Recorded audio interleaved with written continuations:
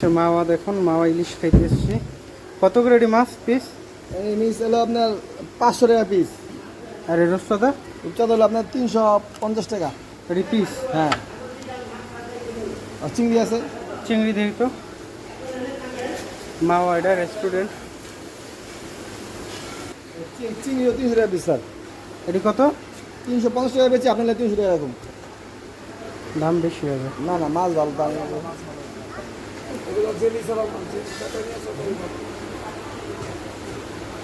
পাঙাশও আছে?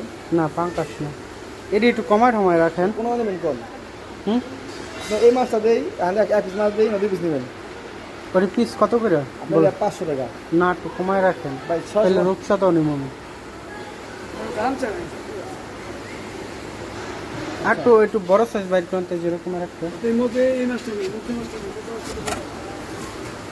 দেখা আমার ওই যে মুরব্বী, কিন্তু আমার ওই জায়গায় হ্যাঁ, বাদলাম বড় দেবেন, ঠিক আছে? ওইটা হবে। এই দুটা কত রাখবেন? ভাই আপনি লিয়ে ভাই 1200 না 11 টাকা? না না না, আচ্ছা 50 টাকা কম আমরা লোক কয়জন? 4 জন না?